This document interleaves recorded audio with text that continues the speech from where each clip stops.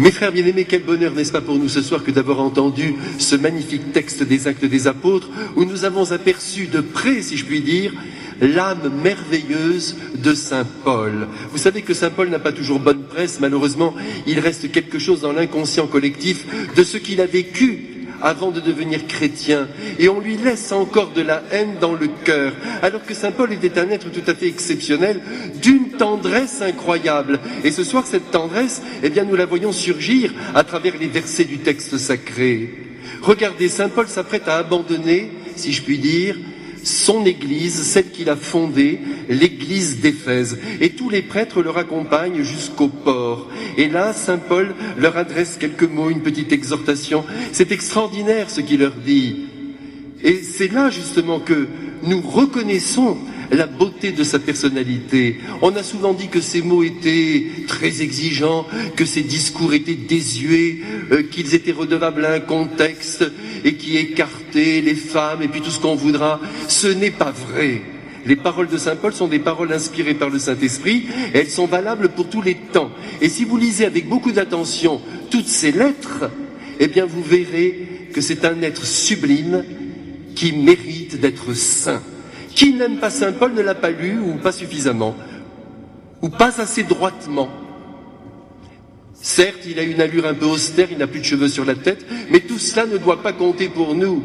Ce qui compte, c'est de sentir respirer l'amour sous ses mots. Car vous savez, il a parfaitement compris qui était Jésus. Son passé n'a pas été très glorieux, c'est vrai, c'est un passé très difficile, mais le Christ l'a choisi, ne l'oubliez pas. Jésus fait ce qu'il veut avec les êtres. Il ne prend pas les meilleurs, mais il en prend certains, et il les veut à lui. Il a voulu Saint Paul, et il en a fait évidemment l'une des colonnes de l'Église. Alors nous sommes maintenant sur le port, il est là, avec tous ces chrétiens qui sont près de lui, et tout le monde pleure. Voyez s'il était aimé. Parce qu'on ne pleure pas n'importe comment. Quand on pleure, c'est qu'on a mal dans son cœur. Et qu'on est attaché viscéralement à une personne, et cela est très positif. Aujourd'hui, l'affectivité est vue d'un mauvais œil. Il faut toujours se dominer, se maîtriser. Eh bien non, quand on a besoin de pleurer, on pleure. Quand on aime quelqu'un, on n'a pas peur de le lui dire. Et si nous vivions dans cette lumière, mes frères, le monde serait beaucoup plus beau. Alors là, nous sommes donc avec Saint Paul, il faut quand même que j'arrive à avancer, sur le port d'Éphèse. Et là, regardez comme il leur parle, il leur dit surtout, veillez sur vous. C'est beau de dire cela. Soyez les pasteurs de l'Église de Dieu. Ne vous en faites pas, mais je vous préviens, dit Saint Paul, des loups féroces vont s'introduire parmi vous, des gens qui vont vous tromper avec leurs mensonges. Ils vont vous dire que ce que je vous ai dit n'était pas bon. Eh bien, ne les écoutez pas, je vous en supplie. Je vous ai enfanté, je suis votre père. Bien sûr, j'avais mes défauts, mes faiblesses, mes péchés, mais c'est moi qui vous ai donné la foi. Écoutez bien ce que je vous ai dit, et soyez donc vigilants. Pendant 3 ans, je n'ai pas cessé de vous instruire, nuit et jour, et il ajoute, jusqu'à en pleurer.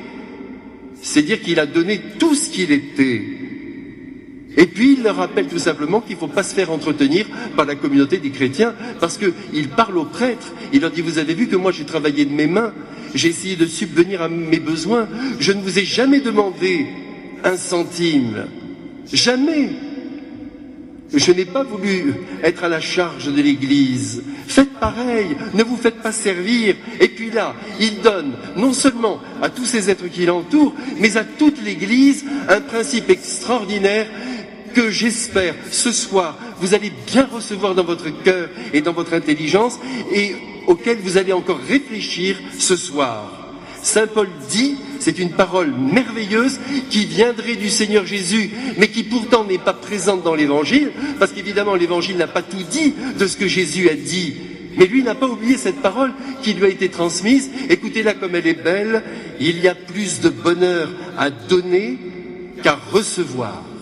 Eh bien mes frères, c'est ainsi que nous devons nous aimer. Il y a des êtres qui ont besoin d'un peu d'argent, donnons-leur cet argent. Disons-nous par là que nous travaillons à notre joie. D'autres ont besoin d'un sourire, d'un peu d'amitié, de tendresse, que sais-je, d'amour. Donnons cet amour, montrons que nous aimons. Ne soyons pas chiches, donnons largement, ne gardons pas pour nous.